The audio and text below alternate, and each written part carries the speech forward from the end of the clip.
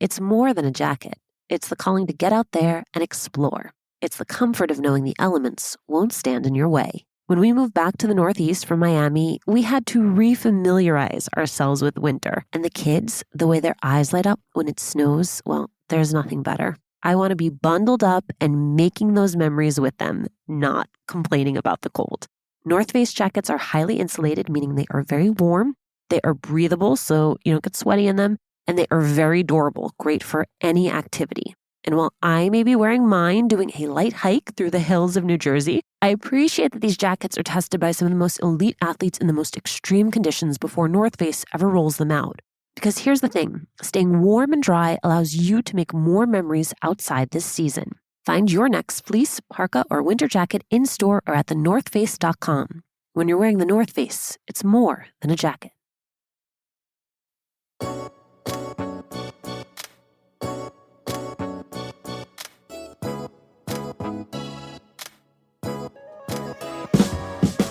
I want to read you a pitch I got about being a guest on this podcast from Andrea Campos.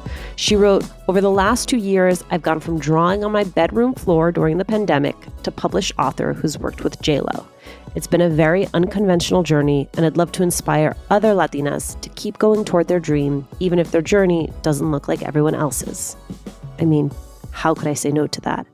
And so today, Andrea shares how she made her leap from marketing to freelancing just as the pandemic hit, the importance of showing up for the craft, even when the path is not clear, and how all of that work helped her land her role as the illustrator on Jennifer Lopez and Jimmy Fallon's new bilingual children's book, Con Pollo.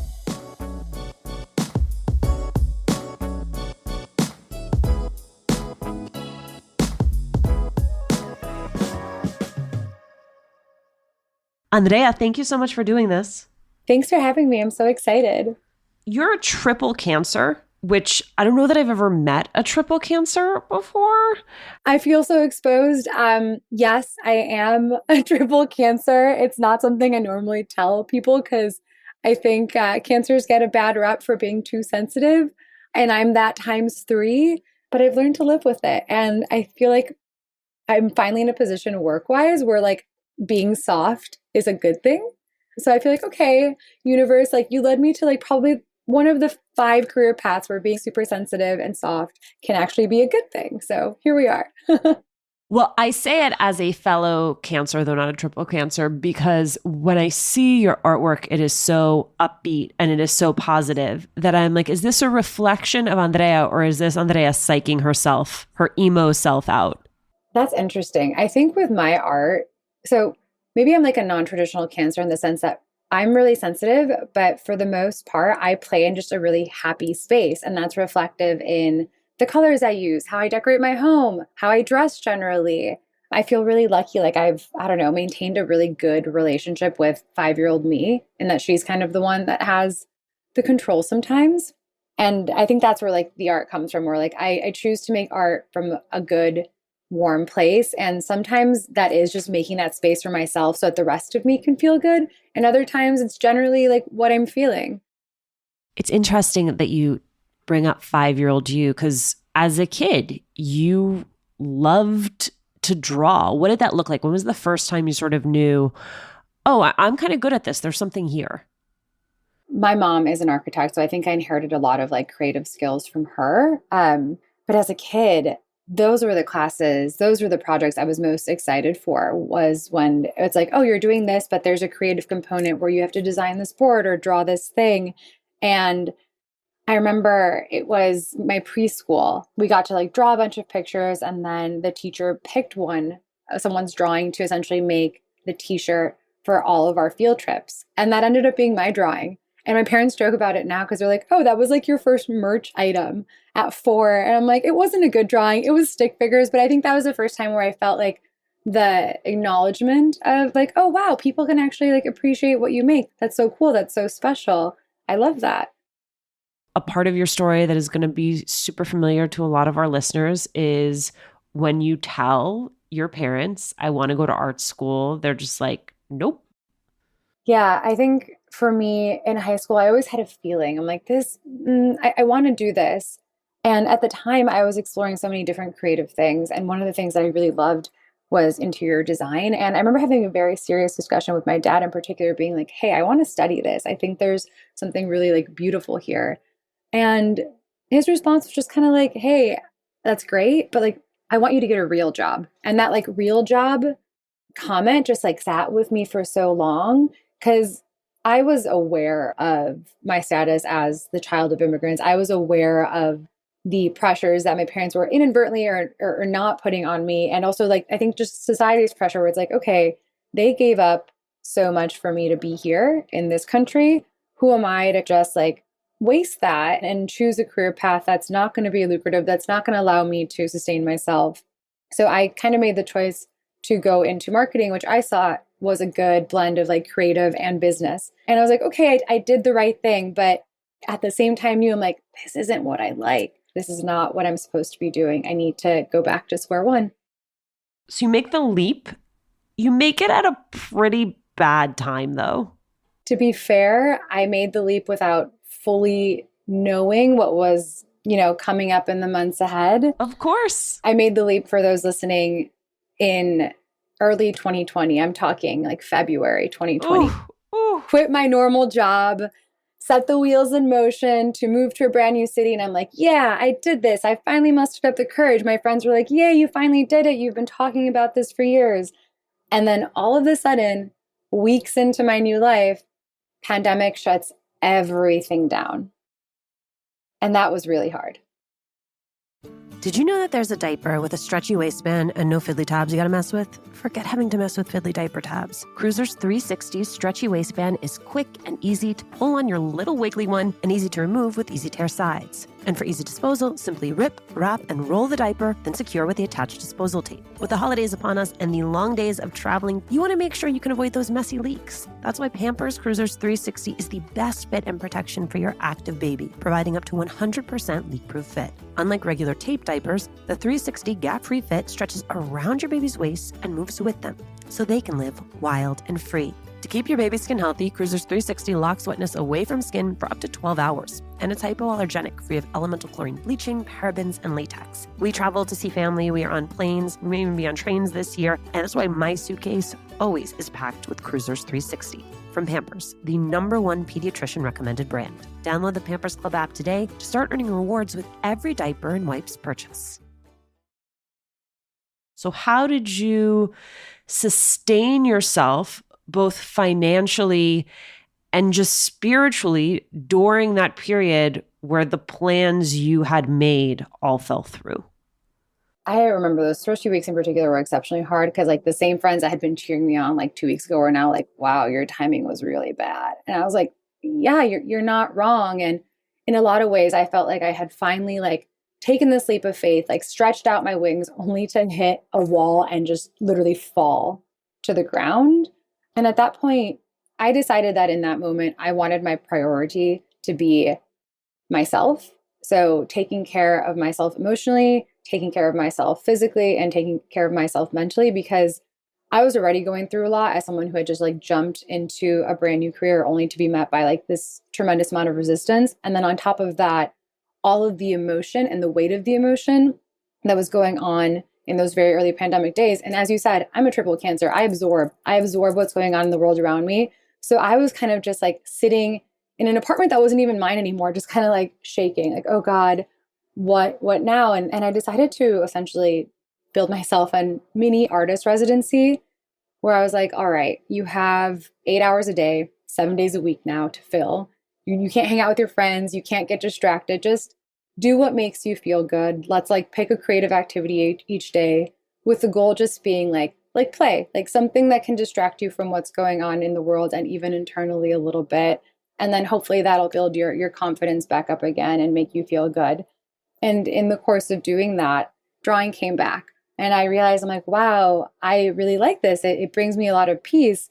It turned into a form of art therapy for me that I think really allowed me to process everything that I was feeling in a way that felt right for me. I couldn't find the right words, but the little doodles and sketches were like, wow, this is 100% how I feel right now. And I think others probably feel the same way too.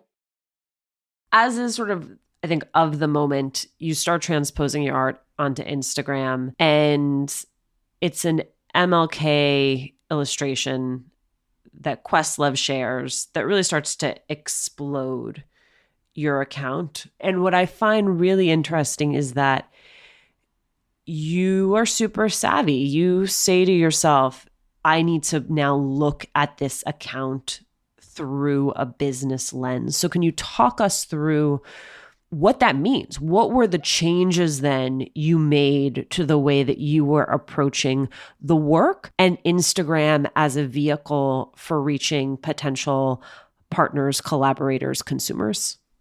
Some of those little shifts I made was one, just being more vulnerable in what I was sharing and just like honest about my thoughts and feelings around a lot of the stuff that was going on at the time. I think a lot of my early work in particular is a direct reflection of how myself as a first generation Mexican American sees themselves in a US that's in a really challenging time right now with regards to climate change, social justice, and the way that people, I think, are on very two distinct sides of the spectrum. So a lot of that was, I think, just me pouring myself into this, being like, I want to show the world who I am.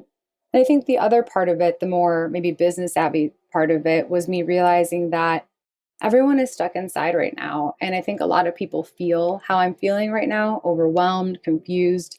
If I could figure out little tidbits of way to help them express themselves through my art, then maybe I can continue to like grow in this space. So that's why you'll notice too, a lot of the stuff that I did was really topical. And it was, I think, my interpretation of things.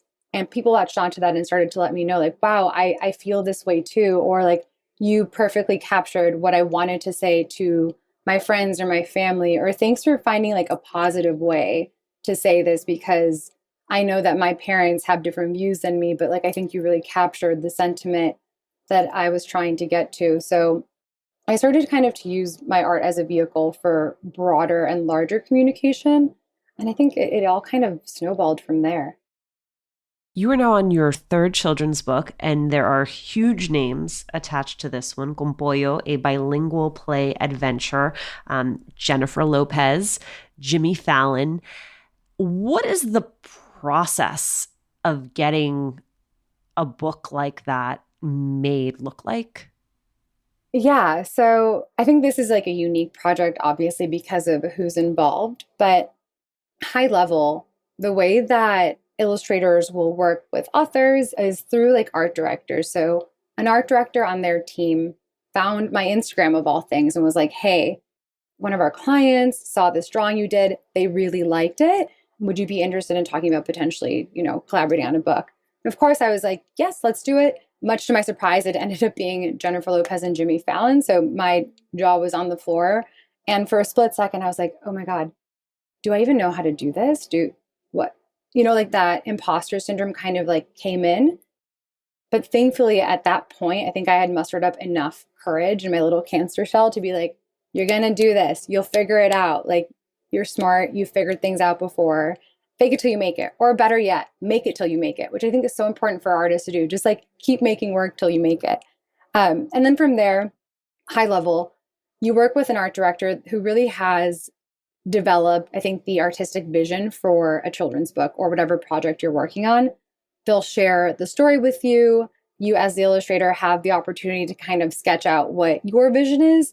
You send it back to them, and then it becomes like a really collaborative effort where the authors are like, hey, I like this, but I was actually thinking of like this for this. And you kind of go back and forth, make edits until you're finally in a place where everyone's happy, and then you share it with the world. And I think that's why I'm so excited that everyone's going to be able to see that process or the end product of that process in just a few short weeks. Is that customary? Is that part of the work that you do, a lot of stuff on spec? In the children's book space, yes and no. I think for bigger projects like this, where they're still kind of in a bidding process, that is generally part of the process. And most publishers, most editors will pay for your time and your work, or they should if they don't, while you're doing that spec work. That has been my experience in like the bigger publishing houses. With some of the smaller publishing houses that I've worked with, there hasn't been much spec work. It's just like, hey, we like your style. Here's the story. Bring it to life. And there still is a lot of that back and forth. but primarily with the art director at that point, who has a clear vision too and knows what you're capable of because they've seen your work online, they know your portfolio, they've seen whatever else you kind of made. That's, I think, the biggest difference there. Andrea, coming from a family full of artists or people who had a creative instinct, who, because of immigration, largely were not able to fulfill their dreams of being working professional creatives, does that then translate to you as an opportunity or a burden? I've been thinking about this a lot recently because there's two people in my family whose stories I think of that I sometimes get emotional just thinking about it in relation to what I'm doing now. So for context, my mother studied architecture in Mexico. She practiced architecture for about 2 years, but when her and my dad made the decision to move to the States, her degree did not transfer. So she was back at square one, and she went from being in a field that she really loved to essentially working as like a caretaker for the elderly. And I know part of her like heart and soul were just completely broken and having to kind of let go of that, especially after you work so long and so hard for a career. To not even be able to practice is hard. The other person actually is my grandfather, who just passed away a couple weeks ago. And that's why this is so top of mind for me. When he moved to the States with my dad, he worked 2 jobs for like 25 years. He worked at like a railroad engineer, kind of just like mechanic, all the things back in the day, and also a server. But he is and was like the most talented artist I had ever interacted with. He could paint, he would do sculpture, he could sketch you in a way that made you look like a photograph. It was wild.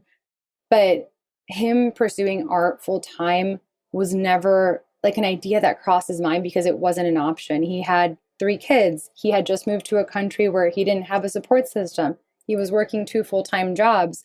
And while I'm grateful for both of them because they gave me these talents, I feel like directly connected to them.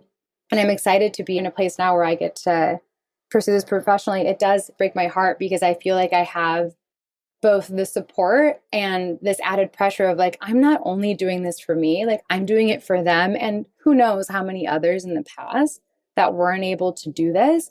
And while that is a beautiful thing, especially for someone who is sensitive like me, I'm just like, oh man, I really don't want to let them down. It's like not letting me down, but also this like broader community down that, especially over the last few weeks, has been really, really top of mind. Yeah. I personally have always had difficulty managing my expectations around what that is going to look like and what the universe is going to bring me on the other side of it. I'm still struggling with how to give myself the grace to slow down and enjoy any of those moments without asking myself, what's more, what's next? Yeah. I mean, I feel really, really similarly, especially right now with everything that's going on with Con Pollo. Like it comes out next week.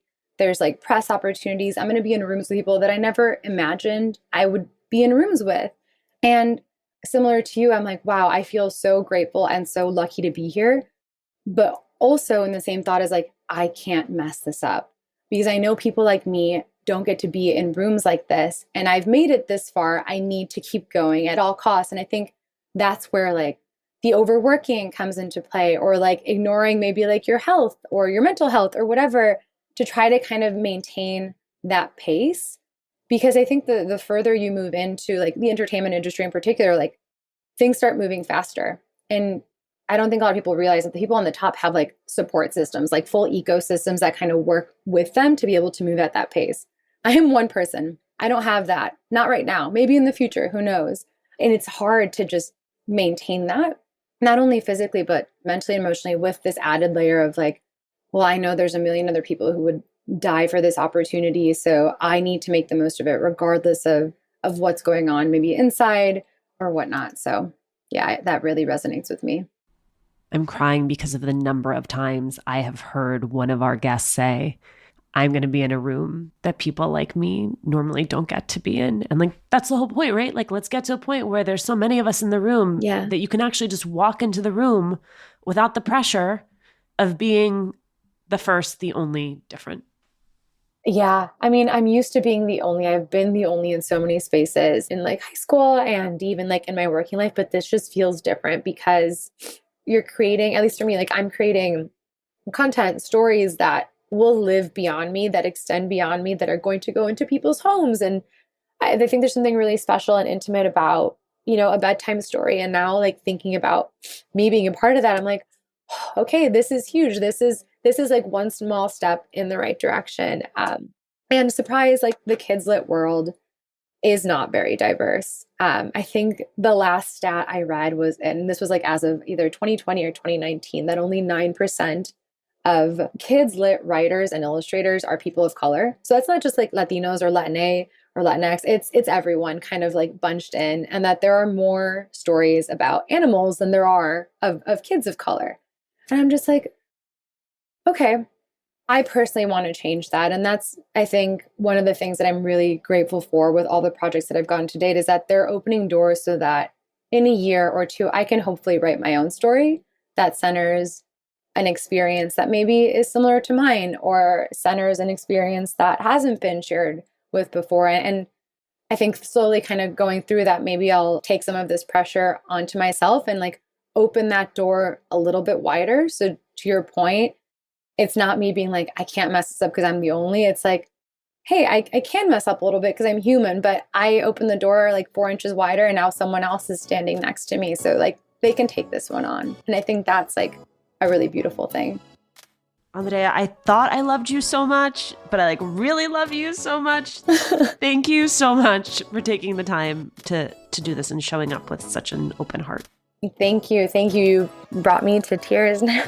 I mean, it would not be a Latina to Latina episode if we didn't both cry, but it also would not be a Cancer to Cancer episode if we did not both end up in tears. Thanks for listening. Latina to Latina is executive produced and owned by Juleka Lantigua and me, Alicia Menendez. Paulina Velasco is our producer. Florence Burrow-Adams mixed this episode. We love hearing from you. Email us at hola@latinatolatina.com, slide into our DMs on Instagram, or tweet us at Latina to Latina. Check out our merchandise at latinatolatina.com/shop. And remember to subscribe or follow us on Radio Public, Apple Podcasts, Google Podcasts, Good Pods, or wherever you're listening right now.